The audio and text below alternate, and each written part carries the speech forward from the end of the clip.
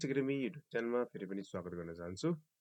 NIMS academy YouTube च्यानलमा नयाँ आउनुहुन्छ भने निम्स एकाडेमी युट्युब च्यानललाई लाइक शेयर एन्ड सब्सक्राइब गर्न नभुल्नुहोला। आजको भिडियो भनेको हामी रहेको छौँ क्लास 9 मा रहेको वेब डिजाइन भन्ने सब्जेक्टको हामी मल्टिपल चोइसको सोलुसन लिएर आएका छौँ स्टुडेन्ट्सहरूलाई सजिलो होस् भनेर र पढ्नको लागि हैन सजिलो होस् भनेर मैले यो भिडियो बनाएको छु।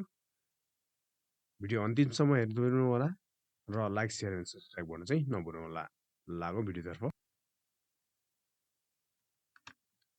युनिट 1 को बेसिक्स इन वेब डिजाइन भनेर छ हैन।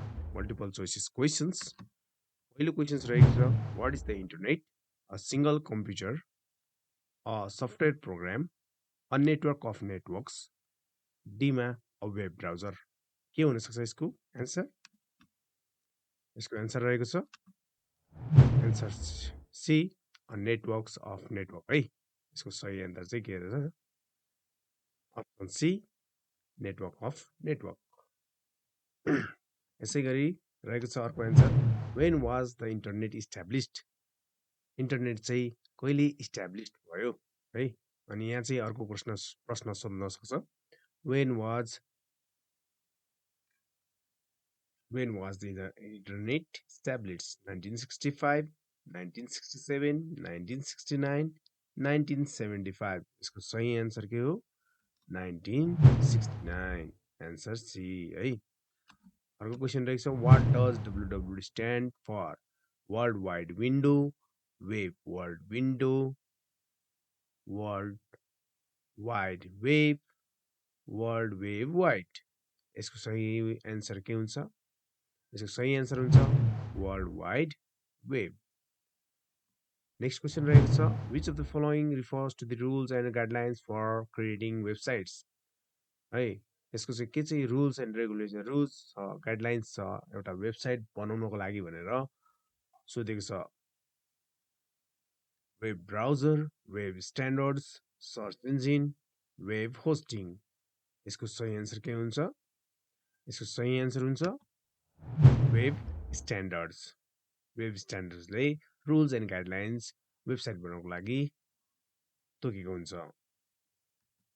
अर्को रहेको छ which protocol is used for transforming web pages भनेर छ। HTTP, FTP, SMTP, TCP. हामीले वेब प्रोटोकलसम्म पढेका थियौँ हैन। यसको सही आन्सर हुन्छ एचटिटीपीले चाहिँ के गर्छ वेब पेजेसहरू ट्रान्सफर गर्नको लागि रुल्स एन्ड रेगुलेसन बोकेको हुन्छ। यसले चाहिँ क्यारी आउट गर्न प्रोटोकल्सहरू बोकेको हुन्छ। 6 नम्बरमा के छ which of the following is the web browser? कुन चाहिँ वेब ब्राउजर हो यिनीहरूमध्ये है। यहाँ चाहिँ सर्च इन्जिन्स र वेब ब्राउजर्सहरू दिएको छ Google, Yahoo, Bing, MS Edge. कुन चाहिँ हो? Answer D MS Edge. हामी माइक्रोसफ्टमा यो विन्डोज ओएस भित्र माइक्रोसफ्ट एज हुन्छ यो चाहिँ हाम्रो वेब ब्राउजर हो। अरु सबै के हो? यो तीनटा सर्च इन्जिन हो।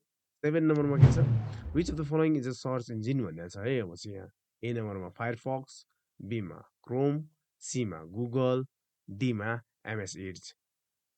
अब यहाँ चाहिँ एउटा सर्च इन्जिन छ कुन हो? Answer C Google. Thanks for watching है। नेक्स्ट अब एन्सर क्वेसनमा भेट्नेछु।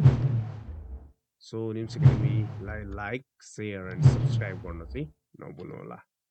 C you in the next video of answer question solution.